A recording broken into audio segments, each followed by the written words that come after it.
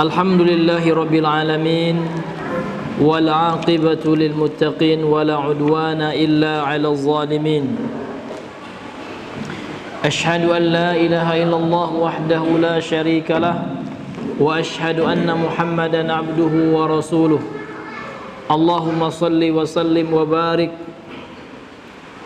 ala nabiyyina Muhammad wa ala alihi wa ashabihi wa man tabi'ahu bi ihsanin ila yaumiddin, amma ba'd.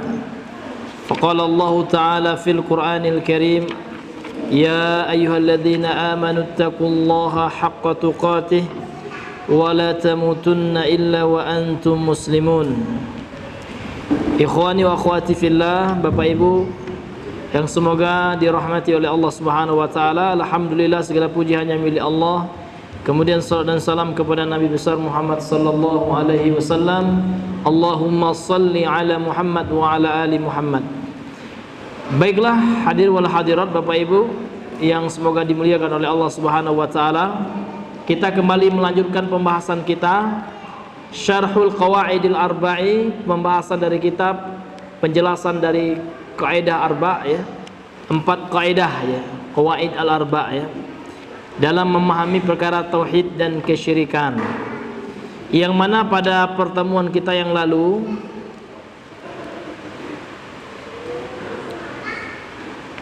kita telah menjelaskan penjelasan daripada pensyarah kitab ini, yaitu Syekh Shalih Al-Fauzan hafizahullahu taala.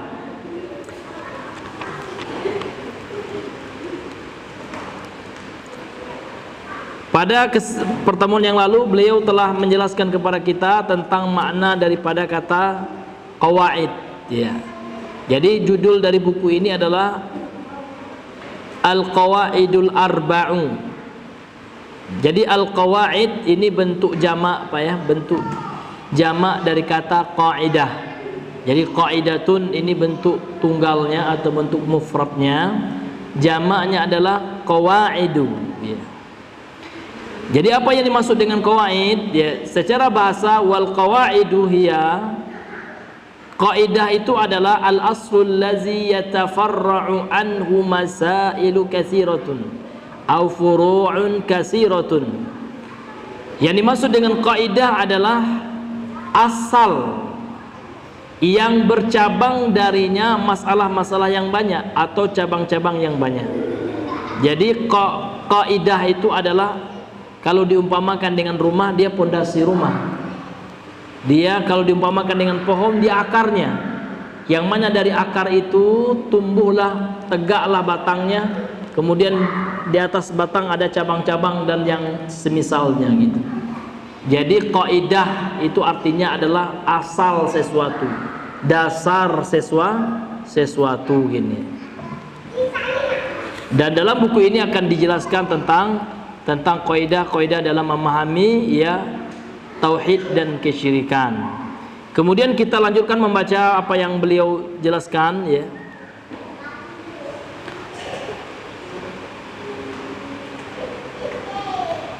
Wa qad qaddama rahimahullahu taala li hadzal qaidatil arba'i bi muqaddimatin azimatin fiha ad-du'a'u li talabatil ilmi. Kata beliau, penulis kitab ini telah memberikan muqaddimah pada kitab Qawaid Arba ini dengan muqaddimah yang sangat agung ya. Yang di dalam muqaddimah ini terdapat doa bagi penuntut ilmu. Ini bisa Bapak baca bukunya Pak ya. Bapak download bukunya, bisa ada di internet, ini ada juga.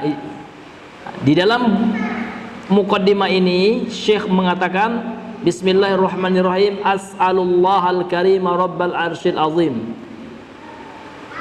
Penulis memulai dengan doa ya Pak ya. As'alullahal karima, aku memohon kepada Allah yang maha mulia, Rabb yang menciptakan arasy yang agung, an yatawallaka fid dunya, semoga dia Allah Subhanahu wa taala membimbingmu di dunia, wal akhirah, dan di akhirat, wa an yaj'alaka mubarakan aina ma kunta, dan semoga Allah menjadikan engkau diberkahi dimanapun engkau berada. Wa an yaj'alaka mimman idza u'tiya syakara, dan semoga Allah menjadikan engkau termasuk orang-orang yang apabila diberi nikmat bersyukur. Wa idza butuliya sabara, dan apabila diberikan musibah bersabar. Wa idza aznaba istaghfara, dan apabila berbuat dosa beristighfar, memohon ampun kepada Allah. Fa inna haula'i tsalasa unwanus sa'adati, karena tiga hal ini adalah kunci kebahagiaan. Jadi ini berisi doa ya, doa yang sangat agung bagi penuntut ilmu. Kemudian kata beliau alam wa tanbihu ala ma sayaquluhu, kemudian beliau juga memberikan warning. Tanbih itu arti peringatan, warning ya, atas apa yang akan beliau sampaikan. Haitsu qala, tatkala penulis berkata dalam bukunya ini, as'alullahal azima, aku memohon kepada Allah zat yang maha agung.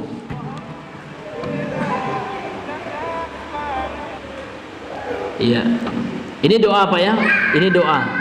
As'alullahal azima, aku memohon kepada Allah zat yang maha agung. Rabbal arsyil karim, Allah adalah Rabb, pencipta, penguasa, pengatur arash. Jadi arash ini salah satu makhluk Allah, dan disebutkan juga oleh para ulama arash adalah makhluk Allah yang paling besar dibandingkan dengan makhluk-makhluk Allah yang lain. Dari langit lebih besar arash gitu. Ini makhluk Allah yang paling besar gitu. Dan Allah berada di atas arash ya. Wa an yaj'alaka mubarakan, nah ini juga doa ya Pak ya, dan supaya dia Allah menjadikan engkau diberkahi aina ma kunta, dimanapun engkau berada, dan seterusnya seperti yang telah kita bacakan tadi di muqaddimah buku ini. Terdapat doa yang sangat agung dari penulisnya.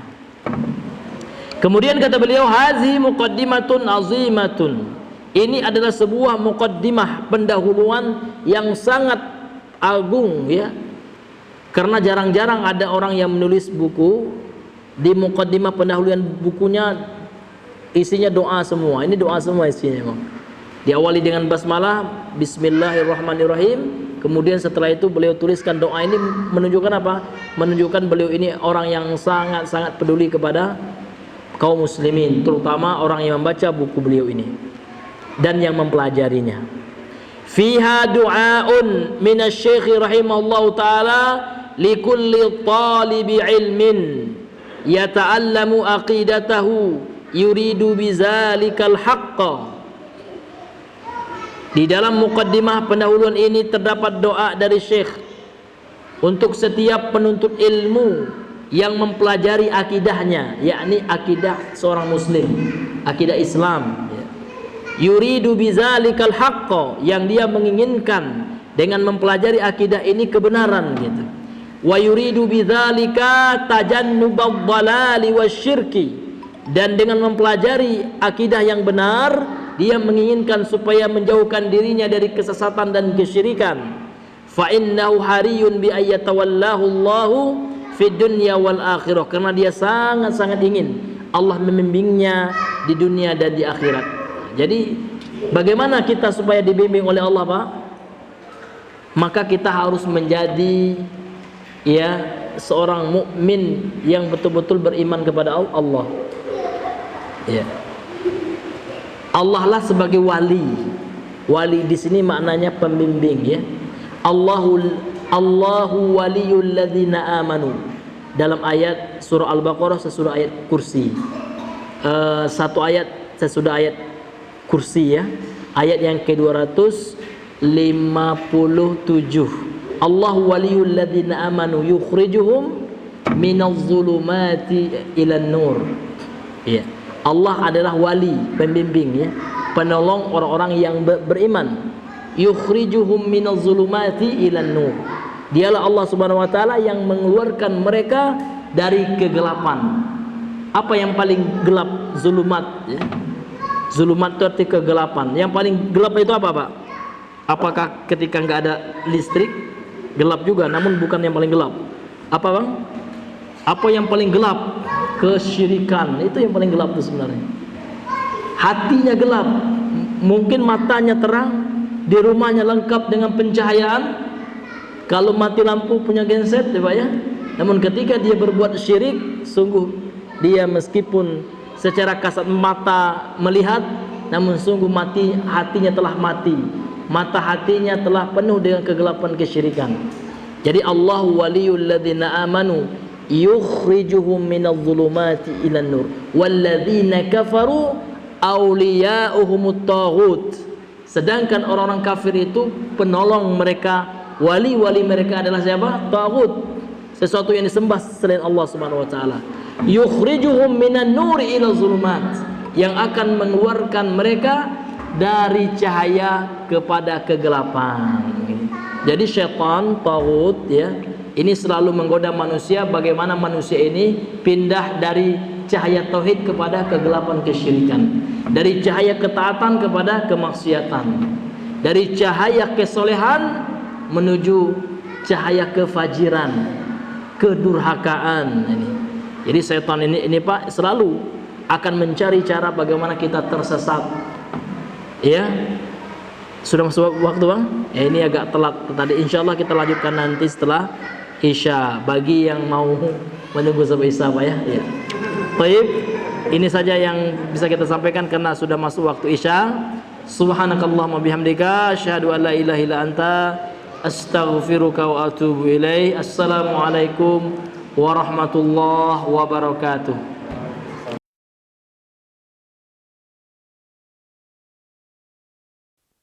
Bismillahirrahmanirrahim. Assalamualaikum warahmatullahi wabarakatuh.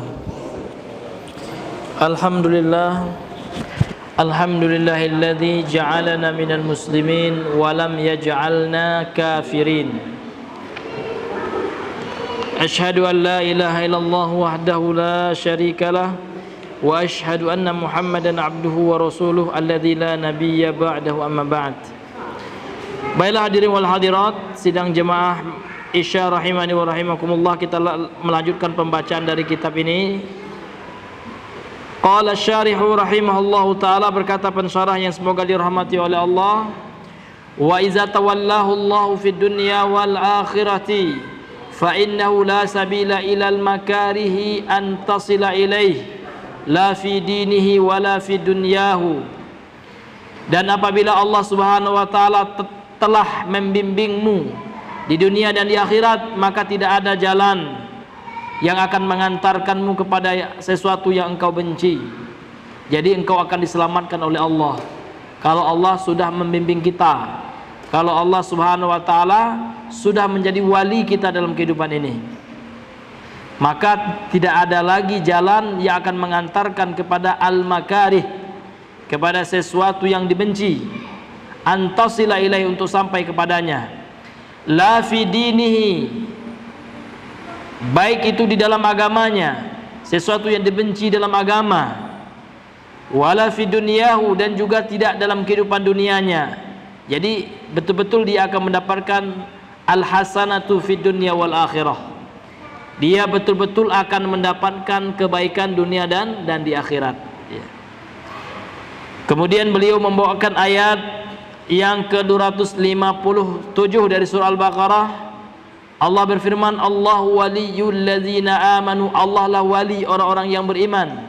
Yukhrijuhum minadh dhulumati ilan nur, yang akan mengeluarkan mereka dari kegelapan kepada cahaya. Walladzina kafaru, dan orang-orang kafir, awliya'uhumut taghut, wali-wali mereka adalah para taghut. Jadi orang yang beriman walinya adalah Allah, bukan orang gila Pak ya. Wali kita, penolong kita adalah Allah Subhanahu wa ta'ala. Jadi Allah lah wali yang sebenarnya.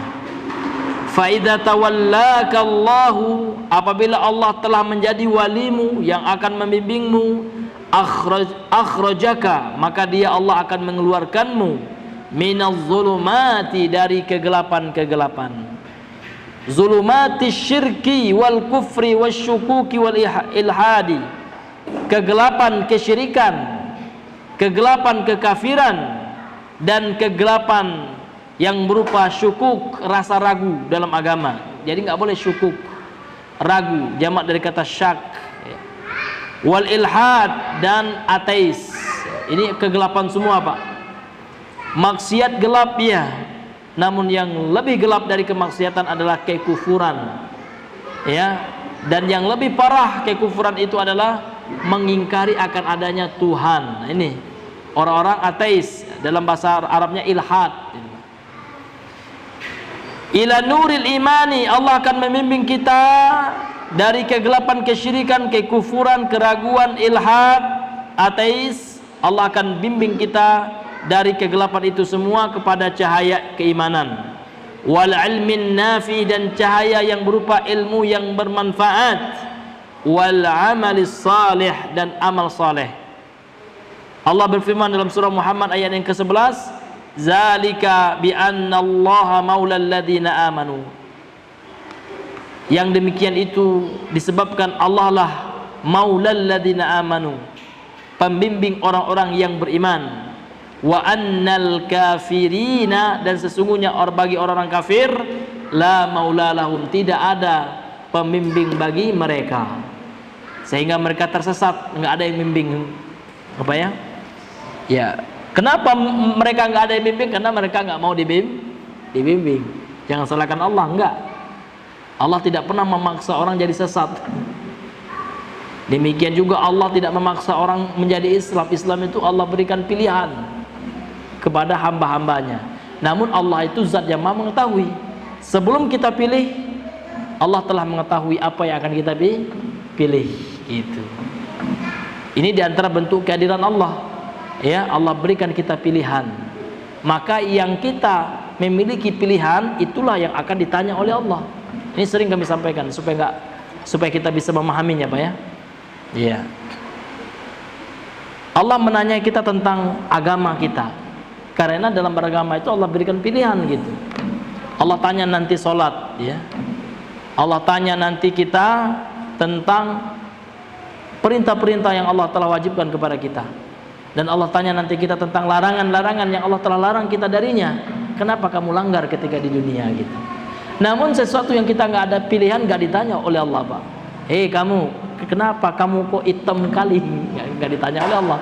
Karena kita nggak ada pilihan. Memang Allah yang sudah menetapkan. Kita nggak punya pilihan, Pak. Kamu kok bentuknya kayak gini? Enggak, Pak ya. Rasulullah dalam hadis sahih mengatakan, innallaha, dalam sahih Muslim ya, la yanzuru ila suwarikum wala ila ajsamikum. Sesungguhnya Allah tidaklah memandang kepada bentuk parasmu, dan juga tidak memandang kepada jasadmu, walakin yanzuru, memandang di sini maksudnya apa? Yang Allah tanya kelak di akhirat gitu. Jadi Allah itu tidak akan nanya tentang bentuk jasad tubuh kita gitu, Pak. Mau bagaimanapun bentuknya, ada yang cacat, kenapa kok kamu cacat? Ya kan, enggak ditanya oleh Allah. Kok kamu peka kali? Enggak, ya. Iya.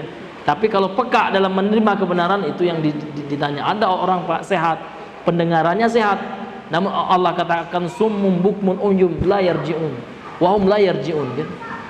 Mereka itu peka, buta ya. Ya, bukan buta dalam melihat, bukan. Namun yang buta adalah mata hatinya dalam melihat kebenaran, kan gitu. Kemudian kata beliau kemudian kata beliau faida tawallaka Allahu bi riayatihi wa bi taufiqihi wa hidayatihi fi dunya wal akhirah fa innaka tas'udu sa'adatan la syaqa'a ba'daha abadan. Kemudian beliau mengatakan di sini afa idza tawallaka Allahu, apabila Allah telah membimbingmu bi riayatihi, dengan bimbingannya, wa taufiqihi, dan dengan taufiknya, wa hidayatihi, dan dengan hidayahnya, fi dunya wal akhirati, dalam kehidupan dunia dan akhirat, fa innaka tas'udu, maka engkau akan bahagia, sa'adatan, dengan sebuah kebahagiaan yang pasti gitu. La syaqa'a ba'daha abadan, yang tidak ada penderitaan setelah kebahagiaan itu selama-lamanya. Fid dunya yatawallaka bihil hidayati wat taufiqi wasairi 'alal manhajis salimi.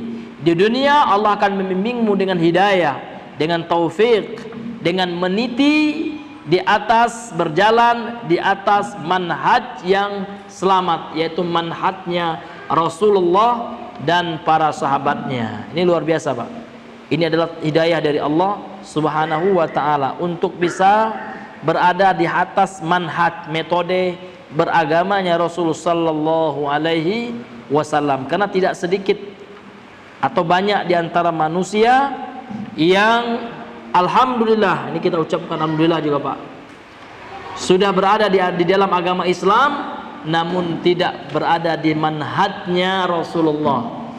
Kadang ada yang doyan mengkafirkan, ya, berada di atas manhajnya Khawarij, mengkafirkan pemerintah gitu ya, bahkan mengkafirkan orang yang tidak sepemahaman dengannya tanpa dasar. Si fulan kafir, kenapa? Karena nggak ikut jamaah kita. Ini ada, Pak, karena tidak berbaiat dengan amir kita. Nah ini luar biasa, seolah-olah amirnya itu lebih dari nabi gitu, Pak ya, yang mana orang harus tunduk patuh kepada amirnya. Nah, ini ada juga yang seperti itu. Ini luar biasa. Ini bukan manhajnya Rasul sallallahu alaihi wasallam. Karena manhajnya Ahlus Sunnah wal Jamaah adalah gamblang, Pak ya. Kita melakukan apa yang dilakukan oleh Rasulullah dalam perkara ibadah, dalam perkara din, dalam perkara agama. Kalau dalam masalah dunia bebas, selama tidak ada dalil yang melarangnya, lakukan. Kulu washrabu, gitu ya. Makan dan minumlah kalian, lakukan. Namun berhentilah kalau ada dalil yang melarangnya. Ini dalam hal dunia, gampang aja, Pak. Rumusnya simple, yang telah digariskan oleh para ulama.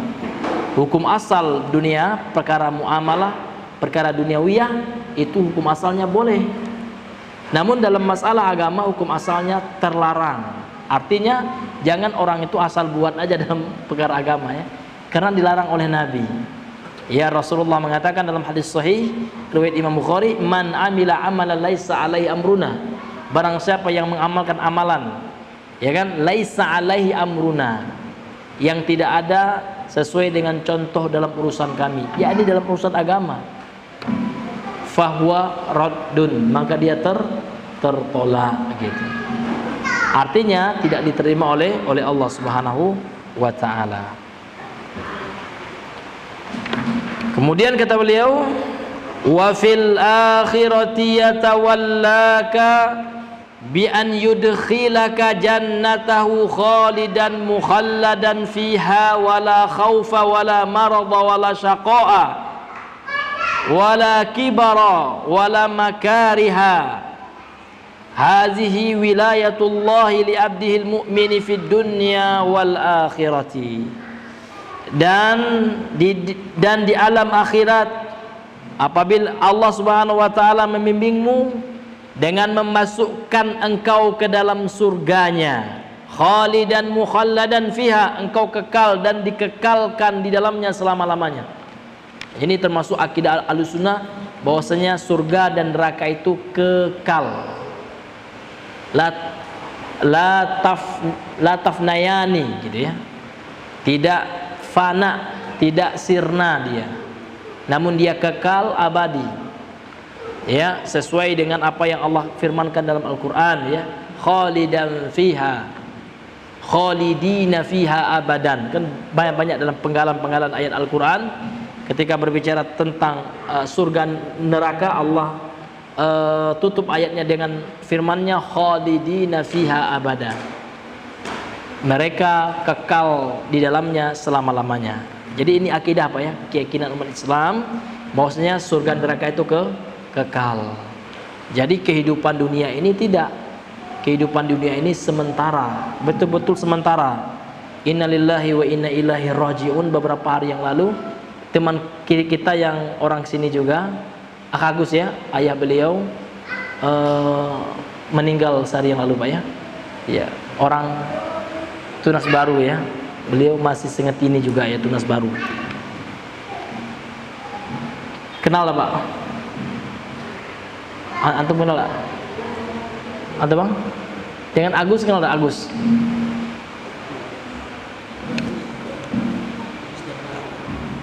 Agus apa? Agustianda ya. Oh, Agustianda. Iya. Tahu ya Bang ya, ayah beliau meninggal ya? Oh, baru tahu ya? Iya, ayah beliau kemarin itu meninggal katanya di SMS ya, di dalam grup WA ya. Jadi menunjukkan dunia ini enggak selamanya Pak ya. Kita pasti mati. Banyak orang yang berkata bahwasanya matematika itu ilmu pasti. Maka saya katakan ada yang lebih pasti dari ilmu matematika, yaitu mati. Karena fakta berbicara bahwasanya ahli matematika itu tinggal teorinya aja yang tinggal. Pythagoras sudah mati gitu ya. Iya. Siapa yang hebat fisika itu? Albert Einstein sudah mati juga. Bahkan orang yang paling mulia pun sudah tiada, yaitu Rasulullah Shallallahu Alaihi Wasallam. Kalau seandainya kekal ya dunia ini, tentulah orang-orang soleh itu jauh lebih bagus dikekalkan. Namun tidak, kita hanya menunggu giliran saja Pak. Maka untuk itu ya, apalagi mau masuk bulan Ramadan, mesti kita memiliki planning ya, target capaian ibadah yang akan kita lakukan gitu. Ya, terutama puasanya dijaga kualitasnya Pak. Pas puasa betul-betul kita jaga.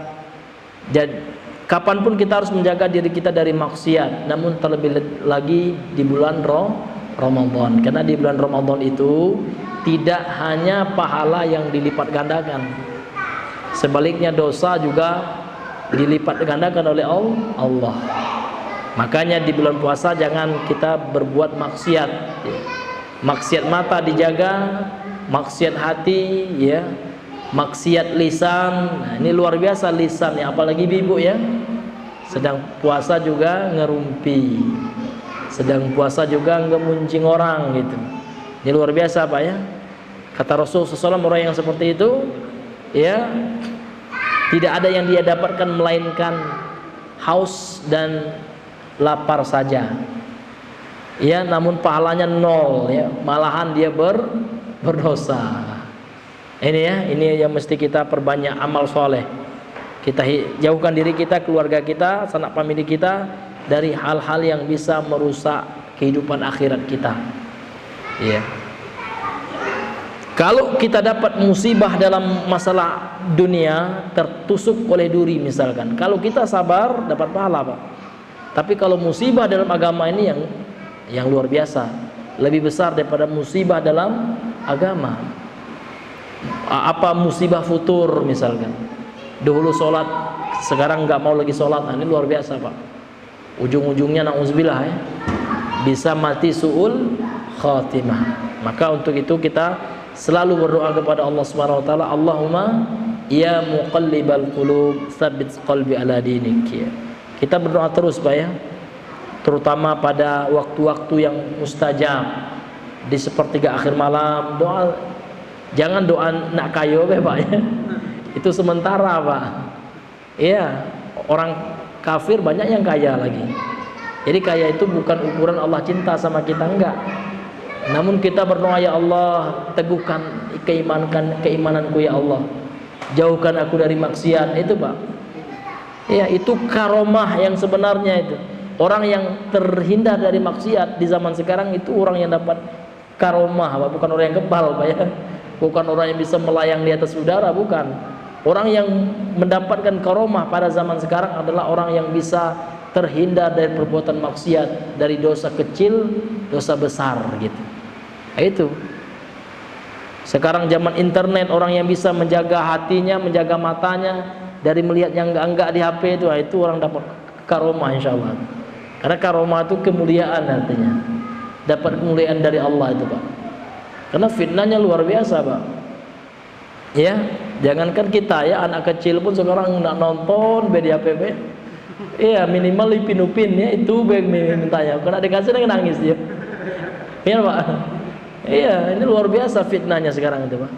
Jadi kalau ada anak kita sekarang yang nggak mau pakai HP ya, itu jarang kali Pak ya. Dapat koromah juga kayak itu. Iya Pak.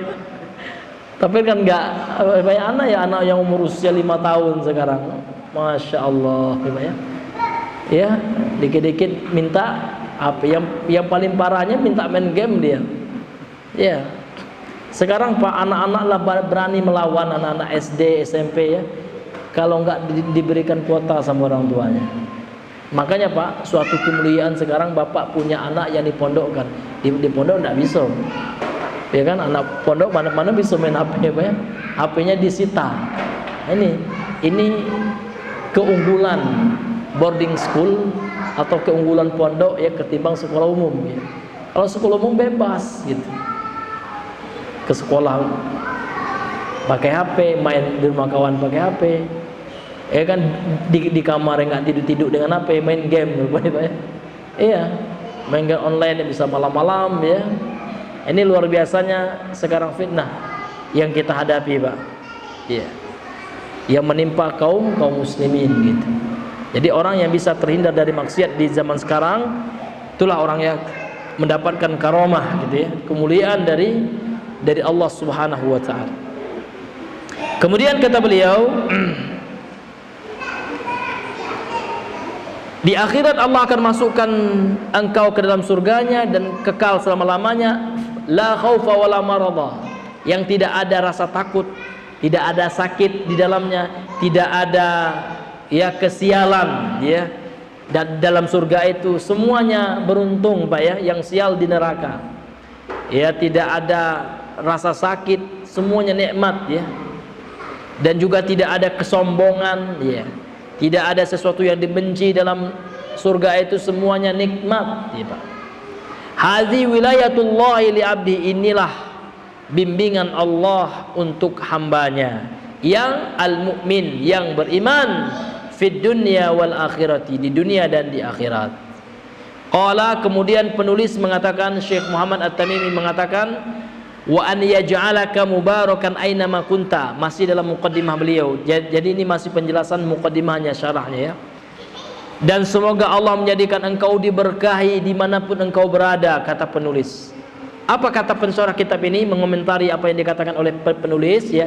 Iza ja'alakallahu mubarakan aina ma kunta fahadha ghayatul matalibi. Nah, ini Pak, apabila Allah telah menjadikanmu diberkahi dimanapun engkau berada, ini adalah sesuatu yang diinginkan, ini puncak yang diinginkan, ini final yang diinginkan Pak, yang paling kita inginkan ini ghayah. Ghayah itu sesuatu yang di puncak gitu Pak ya.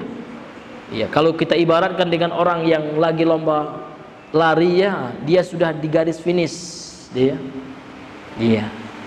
Jadi ini yang kita inginkan dalam kehidupan dunia, supaya kita diberkahi oleh Allah, diberkahi diri kita, diberkahi waktu kita, diberkahi keluarga kita, diberkahi anak keturunan kita, diberkahi istri kita, yang istri diberkahi suaminya, suami yang berkah ya, suami yang mendatangkan kebaikan. Karena berkah itu artinya ziyadatul khair minallah, tambahan kebaikan dari Allah.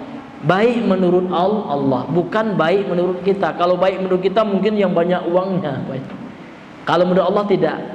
Meski dia cukup ya, meskipun banyak uangnya misalkan, namun uang yang banyak itu berkah, bermanfaat uangnya, bermanfaat bagi dunianya dan akhiratnya. Bermanfaat bagi dunianya apa bisa memenuhi kebutuhannya. Cukup, mau beli mobil duitnya cukup, mau berangkat haji duitnya cukup ya. Kemudian bisa memberikan dampak kebaikan bagi orang lain, bisa bantu orang. Ada juga orang yang kaya tapi nggak berkah, contohnya kikir, pelitnya minta ampun gitu. Nah, ini tanda nggak berkah juga Pak. Dia sanggup itu, kecuali emang nggak sanggup ya, gimana mau bantu orang, bantu ya diri saja kurang gitu ya. Ini bagi yang memiliki kelebihan harta namun nggak mau berbagi, ini tanda Pak, langsung bisa dipastikan nggak berkah itu. Iya, orang yang diberikan kelebihan oleh Allah Subhanahu wa taala harta, dia dikatakan berkah hartanya ya jikalau hartanya itu bisa membantu orang lain, itu yang berkah itu. Kalau orang kaya banyak Pak, namun orang kaya yang hartanya berkah itu yang jarang ya. Orang kaya yang mau berbagi gitu. Karena Rasulullah mengatakan gak berkurang Pak, harta kita kalau kita sedekahkan tidak berkurang. Ma naqasa malun bis sadaqah, harta itu tidak akan berkurang dengan disedekahkan. Ini Rasulullah yang mengatakan ya Pak, gak berkurang Pak. Ya, meskipun secara kasat mata berkurang ya, namun di akhirat tidak, pahalanya luar biasa. Apalagi ikhlas ya. Kalau nggak ikhlas itu yang masalah itu Pak. Ya, itu yang nggak ada manfaat ya. Ya. Ini hadirin yang dimuliakan oleh Allah. Ya ja'alullahul barakata fi umrika. Allah menjadikan keberkahan di umurmu. Wa yaj'alul barakata fi rizqika. Allah menjadikan keberkahan di rezekimu. Wa yaj'alul barakata fi ilmika. Allah menjadikan keberkahan pada ilmumu. Bagaimana kita tahu ilmu yang berkah itu? Yang pertama, ilmu yang membuahkan amal. Ada orang yang berilmu tapi nggak sholat, nah ini nggak berkah. Pasti kita katakan nggak berkah ilmunya. Dia berilmu tapi melakukan riba misalkan, ya masih leasing, beli mobil lewat leasing. Kita katakan dia ustadz ini Pak, tapi dia ini ustadz. Iya, kita katakan ustadz yang ilmunya nggak berkah, tidak mengantarkan dia kepada apa yang diridhoi oleh Allah. Iya. Itu yang pertama, ilmu yang berkah itu contohnya, buktinya adalah ketika orang itu bisa mengamalkan ilmunya. Yang kedua, dia bisa mendakwahi ilmunya. Ini contoh ilmu yang berkah juga. Karena ada juga orang yang sudah tamat belajar ya, tapi nggak mau dia menyampaikan ilmunya. Ya kan, ini juga nggak berkah juga itu Pak ya. Iya, karena ilmu itu ada haknya itu disampaikan. Ya, jadi guna kita menuntut ilmu itu kita amalkan dan kita sampaikan, karena orang butuh, ya, orang butuh akidah tentang masalah tauhid, tentang masalah fikih, dia paham tentang masalah akidah, ya, orang sekitarnya tidak pernah dia ingatkan gitu. Nah, ini juga contoh yang nggak berkah. Jadi yang berkah itu dia bisa mengamalkan ilmunya dan dia bisa menyampaikannya gitu. Wa yaj'alul barakata fi dzurriyyatika, dan Allah menjadikan keberkahan pada keturunanmu. Ainama kunta tusahibukal barakatu, dimanapun engkau berada engkau selalu ditemani oleh keberkahan. Ainama tawajjahta, dimanapun engkau menghadap keberkahan selalu bersamamu. Wa hadza khairun azimun, ini adalah kebaikan yang sangat agung. Wa fadlun minallah, dan ini adalah keutamaan, kemuliaan dari Allah Subhanahu wa taala.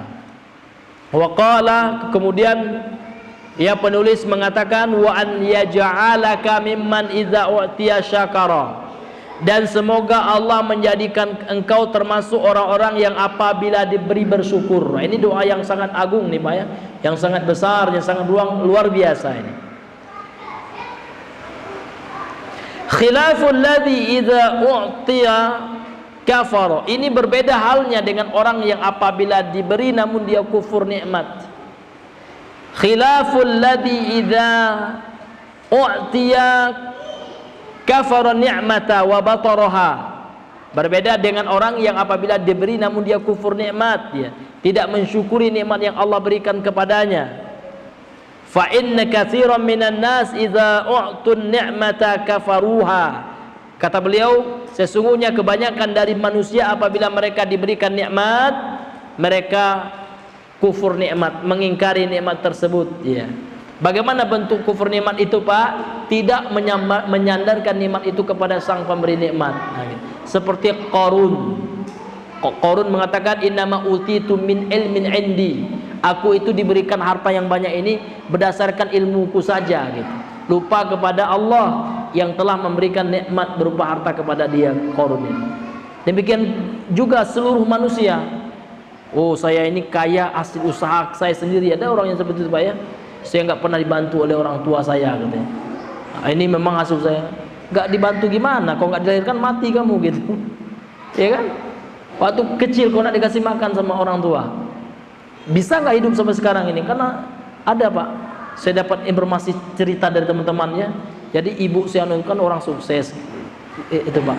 Ya, dia pernah bilang, Pak, saya kesuksesan yang saya raih sekarang ini alhamdulillah nggak ada dibantu orang tua kan? Dengan pede dia bilang gitu. Nggak dibantu orang tua gimana? Dalam hati saya, kamu dulu itu waktu lahir apa langsung bisa kerja kamu? Ngongek itu nggak bisa. Kamu disusui oleh orang tua kamu, ya malam-malam orang tua kamu bangun ya karena kamu rewel gitu. Siapa yang mengurus orang tua? Ada juga Pak ya, sama orang tua aja dia lupa, apalagi sama Allah gitu. Ini luar biasa. Makanya beliau katakan banyak di antara manusia itu yang kufur nikmat seperti ini, lupa kepada sang pemberi nikmat. Jadi orang yang bersyukur itu alhamdulillah Pak ya, saya sekarang sukses, ini semua adalah bantuan dari Allah. Kalau seandainya ini bukan takdir Allah, ini bukan karunia Allah, tentu saya nggak akan sukses. Itu luar biasa. Itulah orang yang bersyukur, dia ingat kepada Allah Subhanahu wa taala ya. Bahkan juga disebutkan oleh Rasulullah dalam hadis sahih Al-Bukhari Pak ya, mungkin Bapak sudah pernah dengar hadisnya dalam kitab Tauhid ya, tentang 3 orang ya. Ada orang botak ya Pak ya, kemudian ada orang buta, kemudian yang satunya orang yang terkena penyakit kulit gitu ya. Jadi ketiga orang yang botak ya, ketiga orang yang berpenyakit ini, yang satunya botak, buta, dan yang satunya kena penyakit kulit kalau nggak salah siapa ya, yang satunya itu ya kulitnya itu berkudis ya, atau kena penyakit lah gitu ya, diuji oleh Allah Subhanahu wa taala ya, sehingga datanglah malaikat ya kan kepada orang yang berambut botak. Wahai orang yang berambut botak, apa yang kau sukai? Oh, saya kalau dibilang suka ya saya suka rambut saya ini panjang. Saya enggak sulah lagi kan, istilah itu sulah lagi ya. Rambutnya emang jarang gitu Pak ya. Dan apa harta terbaik yang kau inginkan? Oh, saya ingin kalau nggak salah onta gitu ya.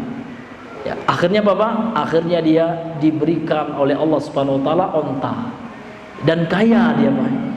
Datang lagi malaikat ini berupa cobaan ya, ujian dari Allah Subhanahu wa taala. Datang lagi malaikat itu kepada laki-laki yang terkena penyakit kulit gitu ya. Wahai orang yang terkena penyakit kulit, apa sesuatu yang engkau inginkan? Tentu kulit yang bagus. Kulit yang tidak seperti kulit saya sekarang ini, yang kulit yang bebas penyakit gitu.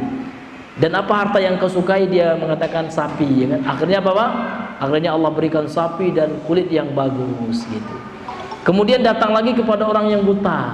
Wahai Pak ya, apa yang engkau inginkan, yang paling kau inginkan di dunia ini? Dia mengatakan ya tentu aku ingin melihat gitu, karena saya sejak lahir aku nggak bisa melihat dunia yang indah ini. Kemudian apa harta yang kau sukai? Ini sebutkan dalam Sahih Al-Bukhari Pak ya. Saya menginginkan kambing katanya. Akhirnya diberikan kambing Pak ya, dan dia bisa melihat.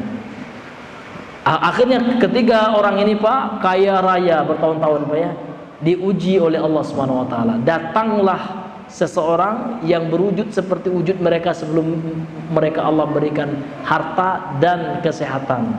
Datang kepada orang yang botak ya, orang yang botak seperti dia waktu belum kaya ya. Pak ya, ya saya ini botak Pak ya kan. Kemudian saya ingin pekerjaan gitu ya. Dan saya juga pingin ya beberapa ekor onta dari ontamu ini ya. Langsung yang botak ini menyanggal ya. Tidak katanya. Kamu kalau kamu ingin onta, kalau kamu ingin kaya seperti saya, kamu harus bekerja ya.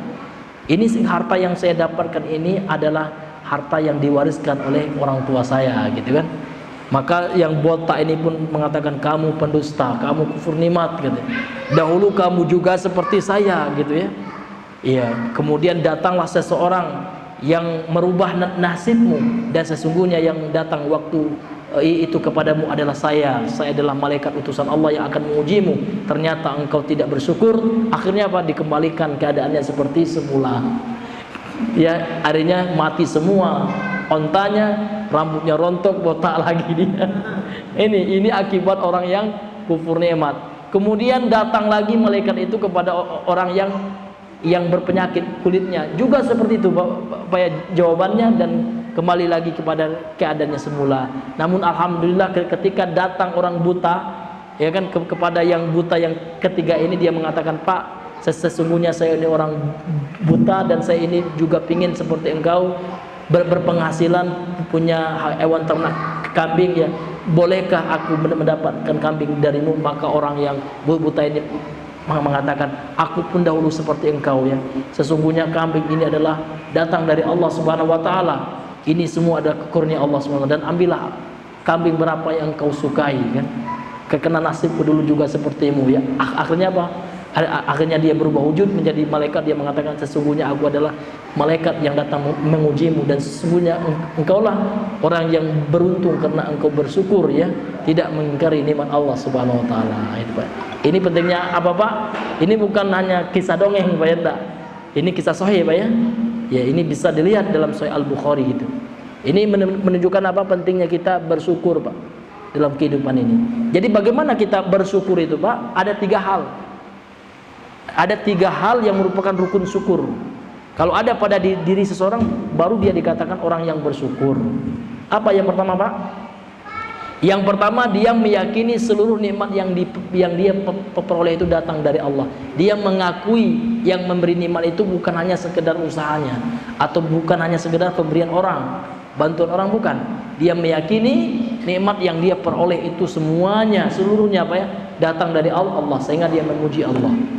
Itu yang pertama, dia meyakini bahwasanya nikmat yang dia dapatkan, rezeki yang dia peroleh, kekayaan yang dia kumpulkan, ini semata-mata dia meyakini datang dari Allah Subhanahu wa taala. Sehingga enggak sombong deh, Pak.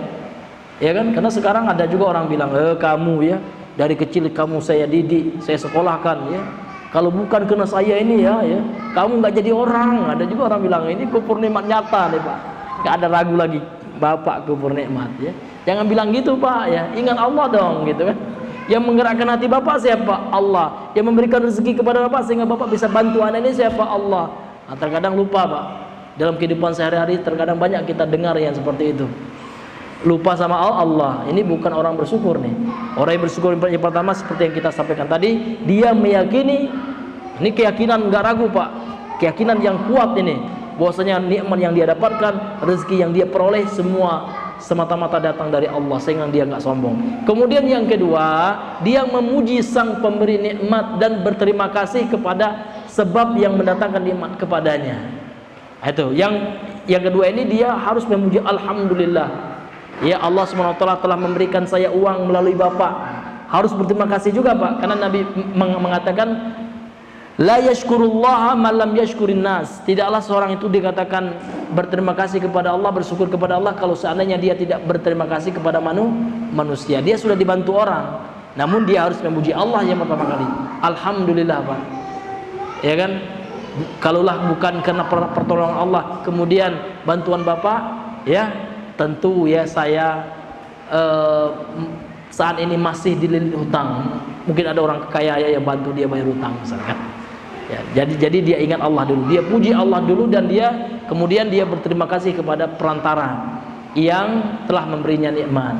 Kemudian yang ketiga, dia gunakan nikmat yang Allah berikan kepadanya tersebut dalam ketaatan, bukan dalam kemaksiatan. Nah, kalau ada orang misalnya dalam hatinya yakin uang ini datang dari Allah sebenarnya nih, ya, kemudian dia puji Allah, namun uang ini dibelikannya ke rokok, ini juga tidak dikatakan bersyukur, ya, karena tidak menggunakan uang ini dalam ketaatan kepada Allah, malah digunakan untuk merusak kesehatan. Karena orang yang merokok itu nggak bersyukur, Pak, ya. Sudah diberikan paru-paru yang sehat oleh Allah, dirusak dengan nikotin tar yang ada di tembakau. Ini nggak bersyukur. Atau orang yang beli minuman keras, ya, atau orang yang membeli makanan-makanan yang bisa merusak kesehatan. Ya, minumnya apa, Pepsi aja dibelinya tuh, Pak, ya. Dia sudah tahu dari dokter, Pepsi itu kalau kelebihan minum itu terus bisa merusak ginjal. Ini juga dikatakan nggak bersyukur ini, Pak. Karena dia menggunakan hartanya untuk merusak, dan merusak tubuh itu haram, Pak. Merusak tubuh kita, merusak orang lain, nah itu dalam Islam itu diharamkan. La darar wa la dirar, gitu, ya. Jangan membahayakan dan jangan pula membahayakan, kan. Jangan membahayakan diri, jangan membahayakan orang lain. Bahkan ilmu kedokteran mengatakan perokok pasif itu lebih berbahaya daripada perokok aktif. Ini zalim orang yang merokok, ya. Orang enggak merokok karena dia merokok, orang bisa tercemari, bisa rusak paru-paru orang. Kan zalim itu, Pak, ya. Maka untuk itu fatwa ulama dunia mengatakan rokok itu haram, gitu, karena merusak, gitu. Jadi hukumnya sesuatu yang bersifat muamalah itu, hukumnya itu tergantung dengan sebabnya, gitu, ya. Bahkan sebabnya itu sudah diketahui oleh medis modern, oleh ilmu kedokteran modern. Bahkan orang non muslim pun ya mengatakan rokok itu nggak boleh gitu. Ada dokter orang Amerika apa orang non muslim ya, dia pun tahu dia, meskipun agamanya bukan Islam ya, dengan keilmuannya dia tahu rokok itu nggak boleh kan gitu. Sehingganya di negara-negara maju itu nggak boleh sembarangan merokok, ada tempat khusus ya Pak ya, nggak boleh di tempat umum gitu ya. Karena kalau kita di kampung-kampung Pak, pas kita habis ceramah Ramadan itu, ruangan kita itu jadi ruangan asap ya. Karena setiap bapak-bapak yang itu ngerokok langsung Pak ya. Sedang kajian ini Pak, ya kita nyampaikan hadis seolah-olah nggak dihargai hadis ini. Iya, dia gini puh gitu ya. Mulut kita sudah berbuih-buih menjelaskan hadis ini kan. Iya, ini luar biasa di kampung-kampung Pak ya, mudah-mudahan dirubah oleh Allah tuh Pak ya.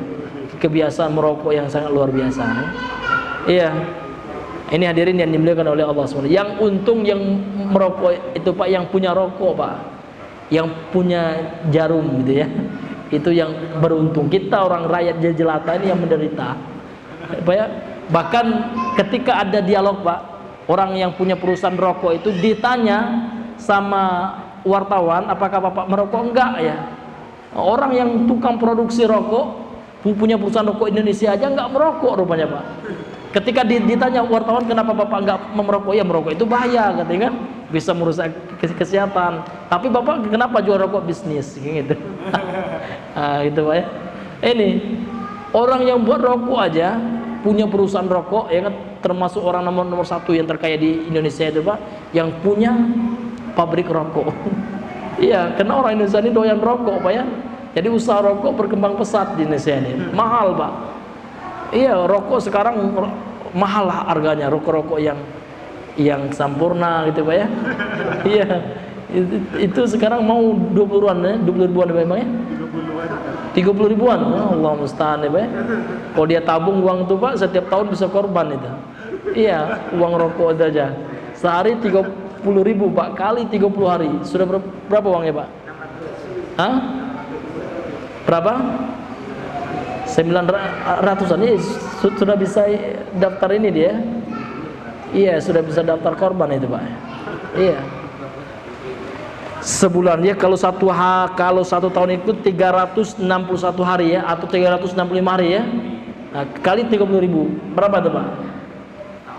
Iya, bisa naik haji itu kayaknya Pak ya. Iya. Iya. Nah, ini luar biasa Pak ya. Maka untuk itu alhamdulillah Pak ya. Ya, kita nggak merokok itu alhamdulillah Pak. Iya. Jadi teman-teman yang kita masih merokok, mudah-mudahan diberikan hidayah oleh Allah. Amin amin ya rabbal alamin. Toib ya, kena mengingat waktu ya. Sudah jam 8:30 lewat. Ya, mungkin kita cukupkan dahulu sampai di sini pengajian kita pada malam hari ini. Kita tutup dengan doa kafaratul majlis. Subhanakallahumma bihamdika asyhadu an la ilaha illa anta astaghfiruka wa atubu ilaik. Assalamualaikum warahmatullahi wabarakatuh.